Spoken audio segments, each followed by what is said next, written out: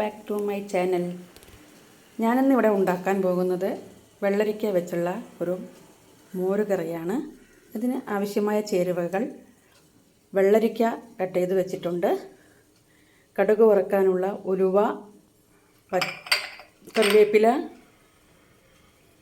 കടുക്, ഉണക്കമുളക്, പിന്നെ പച്ചമുളക്, മഞ്ഞൾപ്പൊടി, മുളക് പൊടി, ഉപ്പ്, തേങ്ങയുടെ ഒപ്പം ചേർത്തരയ്ക്കാനുള്ള നല്ല ജീരകം, അതായത് ചെറിയ ജീരകം.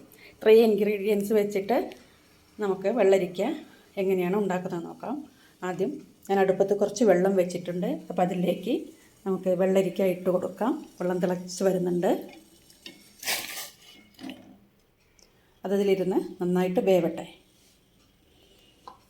അപ്പോഴേക്കും നമുക്ക് ഇതിനകത്തേക്ക് ഒഴിക്കാനുള്ള തേങ്ങ അരച്ച് വയ്ക്കാം. വെള്ളരിക്ക തുറന്ന് നോക്കാം. അതിൽ ആവശ്യമായ മുളക് പൊടി, മഞ്ഞൾപ്പൊടി ഇട്ട് കുറച്ച് സമയം കൂടി ഒന്ന് വേവിക്കാം. ഒരു അര സ്പൂൺ മുളക് പൊടി മതി. പച്ചമുളക് ചേർക്കുന്നുണ്ട്, അതുകൊണ്ടാണ് മുളക് പൊടിയുടെ അളവ് കുറച്ചത്. ഒരല്പം മഞ്ഞൾപ്പൊടി ചേർത്തിട്ടുണ്ട്. ഇനി ഒന്ന് അടച്ചു വെച്ച് വേവിക്കാം. വെള്ളരിക്ക വെന്തിട്ടുണ്ട്. അതിലേക്ക് അല്പം ഒരു അര സ്പൂണ് ഉപ്പ് പൊടി ഇടാം. ഒന്ന് ഇളക്കി നോക്കാം.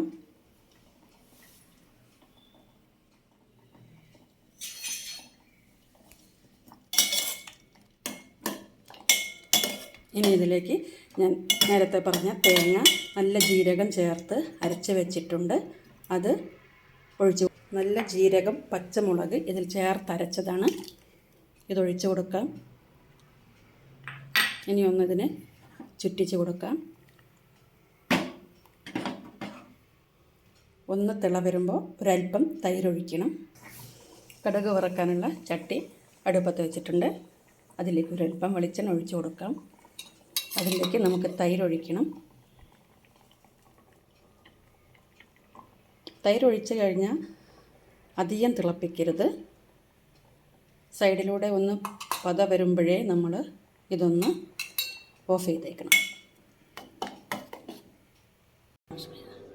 കടുക് വറക്കാൻ ആവശ്യമായ സാധനങ്ങൾ: വെളിച്ചെണ്ണ, 2 വറ്റൽമുളക്, കടുക്, ഉലുവ, കറിവേപ്പില. വെളിച്ചെണ്ണ ഒഴിച്ച് കൊടുക്കാം.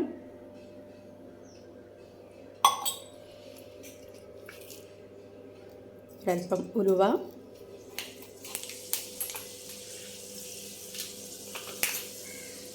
കടുക് പൊട്ടിക്കഴിയുമ്പോൾ കരിവേപ്പില ഇടാം. തീ ഓഫ് ചെയ്തതിന് ശേഷം വറ്റൽമുളക് ഇടാം. തീ ഓഫ് ചെയ്തതിന് ശേഷം നമുക്ക് ഈ കടുക് വറുത്തത് നമ്മുടെ മോര് കറിയിലോട്ട് ഒഴിക്കാം.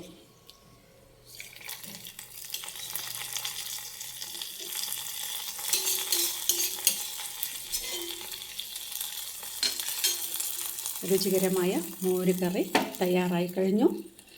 എൻ്റെ ചാനൽ കാണുന്നവരെല്ലാവരും ഇതൊന്ന് പരീക്ഷിച്ച് നോക്കണം. സബ്സ്ക്രൈബ് ചെയ്യണം, ചാനൽ ലൈക്ക് ചെയ്യണം, കമൻറ്റ് ചെയ്യണം. നല്ലതും ഉണ്ടാവാം, മോശവും ഉണ്ടാകാം. അതായത് നല്ല രീതിയിലായിട്ടില്ലെങ്കിൽ എന്തൊക്കെ കുറവുകളുണ്ട് എന്നുള്ളതൊന്ന് പറയണം. അപ്പോൾ ഓക്കെ, ബൈ.